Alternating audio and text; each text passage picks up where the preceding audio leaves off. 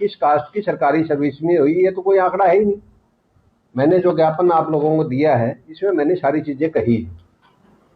सबसे पहले कि डाटा कितना है और सरकारी सर्विसेज में उनका रिप्रेजेंटेशन कितना है, ये मैं थोड़ा सा आपको ब्रीफ करूं। ये गवर्नमेंट का जो डाटा है 2011 की सेंसस का और 2017 की जो चीफ सेक्रेटरी हरियाणा ने बैकवर्ड क्लास कमीशन को एक चिट्ठी लिखी थी और उसमें बैकवर्ड क्लास के साथ साथ शेड्यूल्ड का, वैसे तो सूचना मांगी गई थी बैकवर्ड क्लास के लिए, परंतु चीफ सेक्रेटरी ने सूचना बैकवर्ड क्लास के साथ साथ शेड्यूल्ड कास्ट की भी बैकवर्ड क्लास कमीशन को भेजी। और अब ये जो शोर मचाया जा रहा है सरकार के द्वारा, नायब सिंह सैनी की सरकार द्वारा, कि हमने शेड्यूल्ड कास्ट का जो कमीशन है उसने जो रिकमेंडेशन दी है उसके आधार पर ये हमने वर्गीकरण किया है। तो शेड्यूल्ड कास्ट का कमीशन के पास तो कोई डाटा है ही नहीं, डाटा है तो बैकवर्ड क्लास कमीशन के पास है।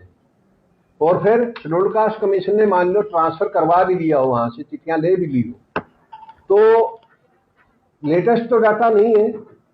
2011 में जब जनगणना करवाई, इसमें मैंने शेड्यूल्ड कास्ट की जो जातियां थी जो मेंशन थी उस जनगणना में, उनकी मैंने निकाली है।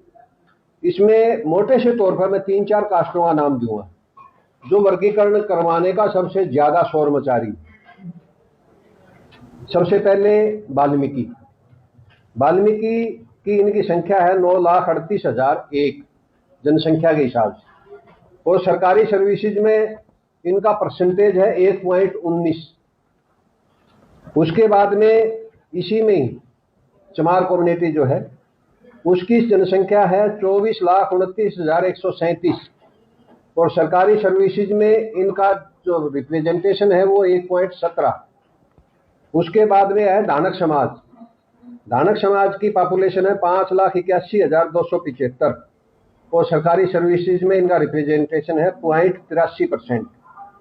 उसके बाद में खटीक, इनकी जनसंख्या है 57,825 और रिप्रेजेंटेशन है 1.28। इसी तरह से ओड है 1,66,161 और सरकारी रिप्रेजेंटेशन इनका है 0.60%। इसी तरह से सेंसी है 50,684 और रिप्रेजेंटेशन है इसका 0.79। मतलब जितनी मैंने कास्टें गिनवाई है इनका रिप्रेजेंटेशन सरकारी सर्विसेज में आधे % से ज्यादा है, कम नहीं है किसी का भी। किसी का 1 पॉइंट से भी फालतू है, किसी का आधे से और 1 पॉइंट के बीच में। इसके अलावा जो और कुछ कास्टें हैं जो बोल ही नहीं रही है किसी भी सूरत में, ना इनके साथ है ना उनका कोई लीडर है, और उनका रिप्रेजेंटेशन मैं बताऊं, आदि धर्मी पंजाब की बेल्ट जो हमारी लगती है टोहाना दारसुल इस साइड में ज्यादा है, उनकी जनसंख्या 2256, रिप्रेजेंटेशन है उनका 3.01%।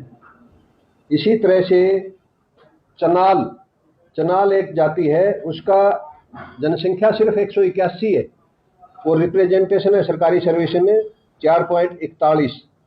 इसी तरह से ड्रेन, इनकी जनसंख्या पूरे हरियाणा में 76 है कुल, रिप्रेजेंटेशन है इनका 11.84। इस तरह से बहुत सी कास्टें हैं जो मैं ये डाटा दिया है आप लोगों को, इसमें सारी चीजें मैंने क्लियर की है। इस डाटे के अनुसार जिन जातियों का मैंने नाम लिया है और जिनको ये वंचित अनुसूचित जाति बोलते हैं, वंचित अनुसूचित जाति वो जाति है जिसका सरकारी सर्विसेज में एक भी कोई सरकारी कर्मचारी किसी भी पोस्ट में नहीं लग रहा, वो वंचित होती है। जिनका 50% एक से आधे वो सरकारी सर्विसेज में है, वंचित कहां से हो गई? वो वंचित नहीं है। हमने इसी में ज्ञापन में यही मांग की थी सरकार से कि अगर आप रिजर्वेशन का बेनिफिट निचले स्तर पर देना चाहते हो तो सबसे पहले ये आरोप लगाते रहे हैं चमारों पे कि चमार खागे रिजर्वेशन का सारा बेनिफिट चमार खागे।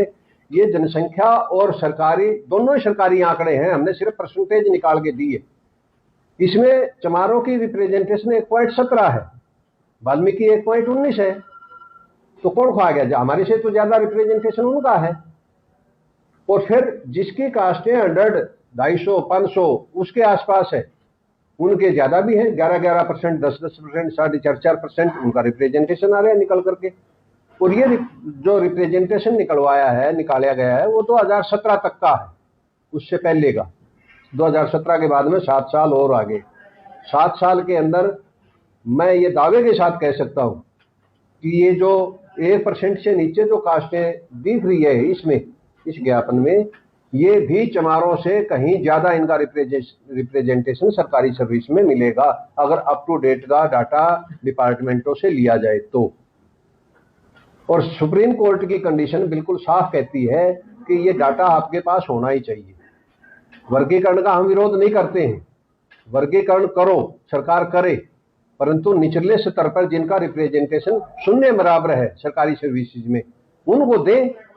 नहीं तो आज हमारे पे ये एलिगेशन लगाए जा रहे हैं कि रिजर्वेशन का बेनिफिट चमार खा गए, कल ना एलिगेशन इनके ऊपर लगाएंगे जिनको नहीं मिलेगा।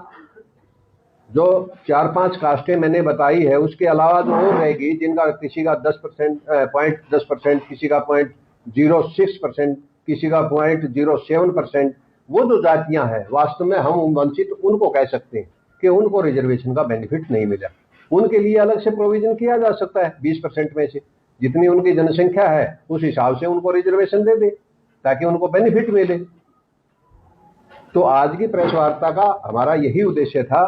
और इस सुप्रीम कोर्ट के निर्णय में जो गवई साहब थे, जो जज थे, उन्होंने अपनी ऑब्जर्वेशन में ये भी दिया है, और ये भी जो डाटा इकट्ठा करने की बात की है, इसका प्रमुख हिस्सा है कि जो जातियां गांव में रहती उनको एजुकेशन के उतने चांस नहीं मिलते जितने शहरों में रहने वाली जातियां हैं उनको ज्यादा मिलते हैं। शहरों में जो जातियां रहती है उनके पास बहुत ऑप्शन होते हैं एजुकेशन ग्रहण करने के। गांव वाले तो ज्यादा से ज्यादा गांव में मिडिल स्कूल होगा वो पढ़ लेंगे, जो थोड़ा बहुत और कोशिश करेगा तो नियर अबाउट 2 किलोमीटर के दायरे में हाई स्कूल है, +2 का स्कूल है, उसमें ग्रहण कर लेंगे। और +2 के बाद में तो मैं ये कहता हूं कि 60%, 70% बच्चे शहरों में आते ही नहीं, वो +2 करके ना गाँव में ही रह जाते हैं, नहीं ऑफर कर पाते गाँव। शहर वाले तो करेंगे, जब शहरों में रह रहे हैं, शहर का खर्चा अफोर्ड कर रहे हैं, तो नेचुरल वो शिक्षा ग्रहण करेंगे। तो इसके अंदर एक डाटा और भी मैंने दिया है, वो भी सरकार का ही आंकड़ा है, हमारा कुछ नहीं है। उसमें मैंने ये आंकड़ा दिया है कि ये जो सेंसिस है उसमें जो शेड्यूल्ड कास्ट की जातियां हैं, उसमें शहरों में जो जातियां रहती है वो में जैसे ये है, पहले चमार जातियां जो हमारी कैटेगरी में आती है, ये शहर में रहती है 23.91% और गांव में रहती है 76